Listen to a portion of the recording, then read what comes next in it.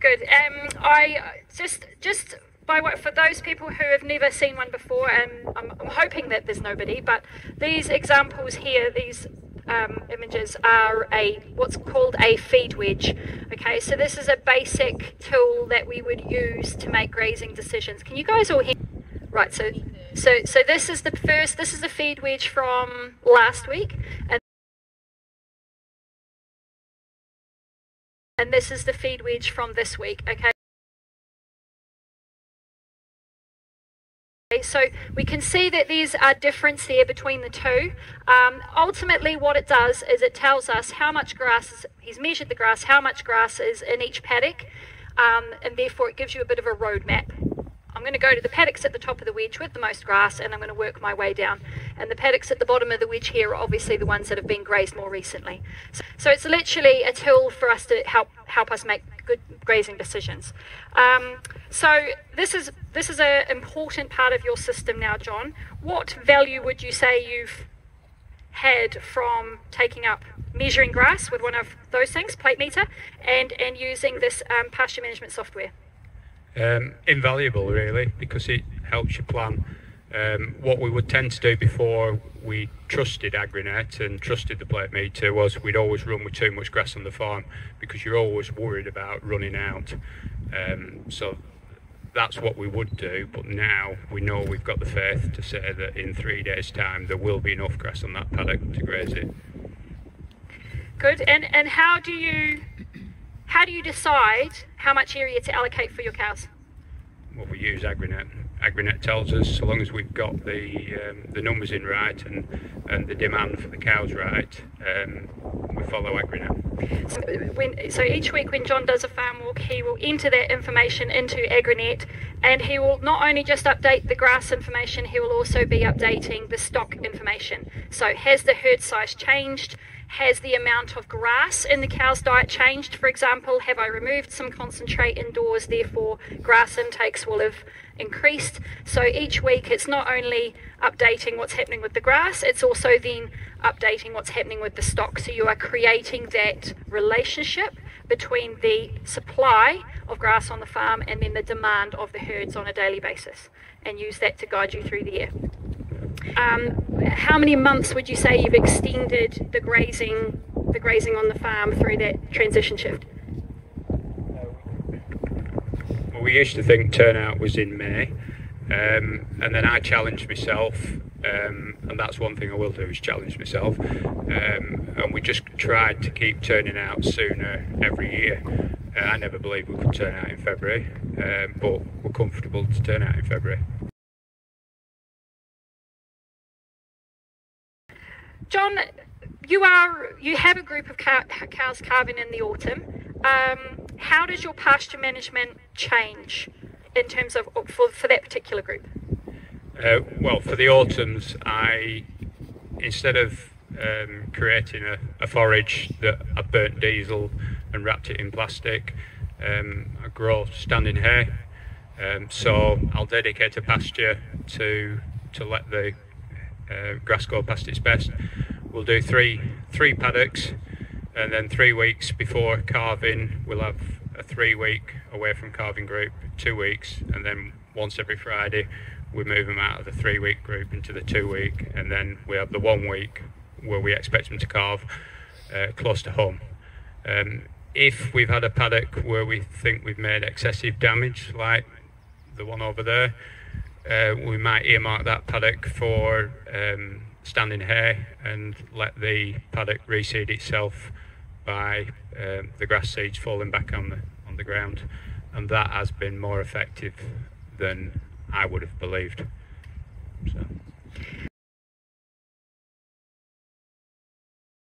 So we'll strip graze it and we'll back fence it so that we're allocating fresh grass on a daily basis. When we've been challenged with the weather, we'll do it more than once in a day. If weather conditions are good, we might allocate them a little bit more, so that they're always going onto fresh ground, so that when they're carving down on a fresh, inert area. So they're carving down outside? Yes, all cows carve down outside.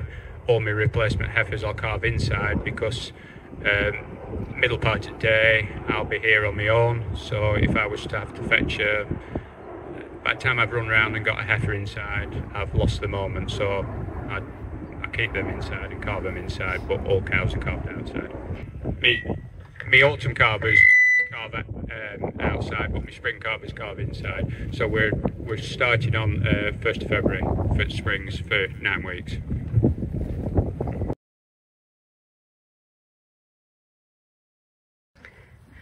So the reason why we've brought you specifically to this field is to demonstrate, and you will have noticed as you've come in, obviously, and underfoot you can feel the level of damage that's been done this spring. So this is a photograph of this exact spot, taken from the track, looking in, of the level of damage that was done in this field. What date was that, John? That'll be about 4 weeks ago, I think. Okay.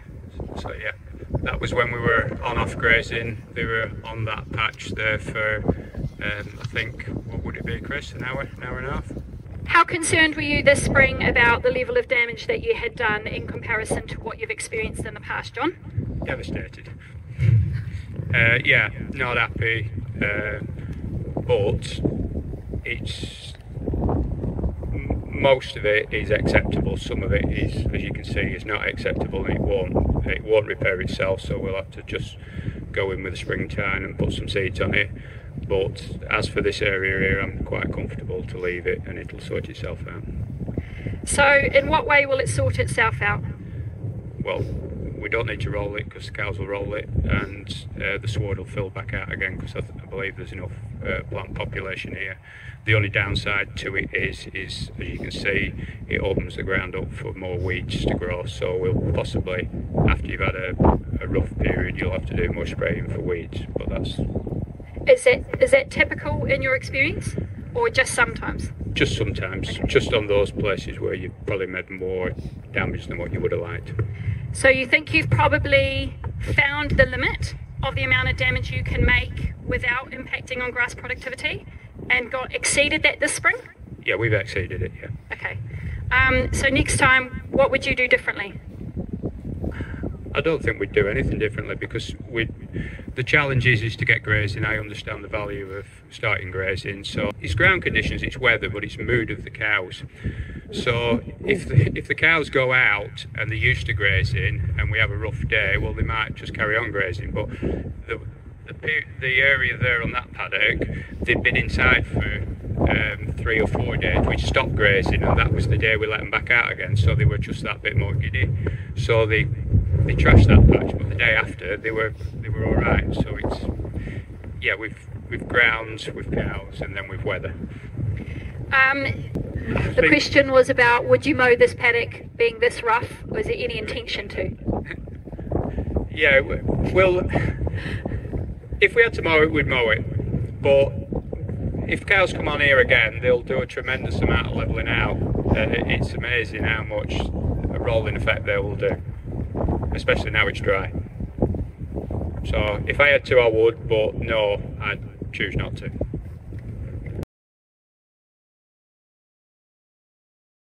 So the question is, at turnout, is it both groups out together, or, you know, springs v autumns? What happens in relation to the, you know, the different calving patterns and turnout at spring? Yeah, when we turn out, we prioritise the autumn calvers because they're in calf and they're at the back end of their lactation, so we can punish them a bit more with being in and out. We'll protect the spring calvers until things settle down a little bit, but we'll lie the autumns out before we'll lie the autumns out first, and then we'll lie the springs out. So yeah, just for workload, if we can get one group led out, it makes it a lot easier. So I have a feeding program which feeds to yield rightly or wrongly, because when I'm setting the AgriNet on so many kilos of feed, well, obviously the computer's changing it at will, so that is being able to feed at a set rate would be a benefit, but I use the computer program that we've got. So now the cows are managed together as one big mob, but they are fed differently in the parlour through the computer program? Yeah. Cool. that's helpful for grazing and hitting residuals and managing the grazing. And it allows us to prioritise the ones we're breeding and challenge the ones that are in calf and back end of lactation.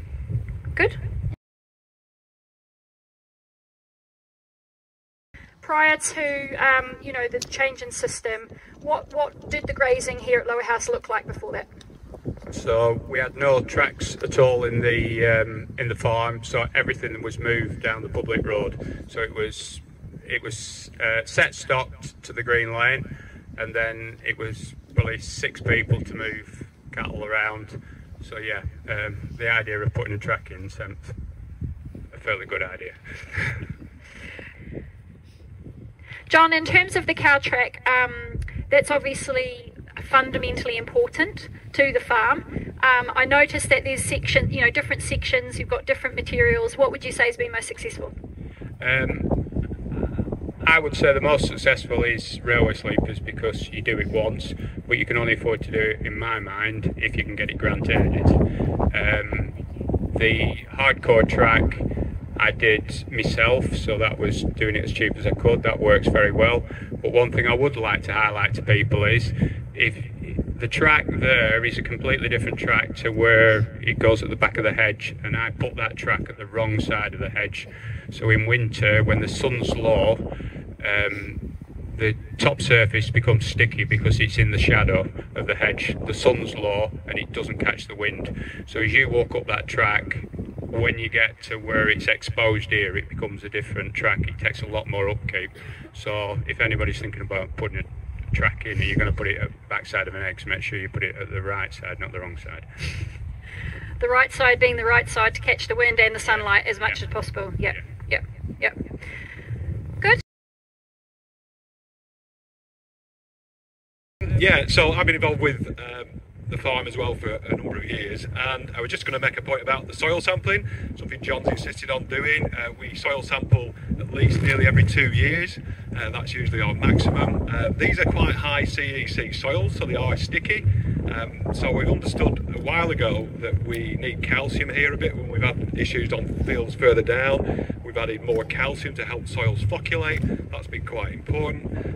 Liming policy is stick to here.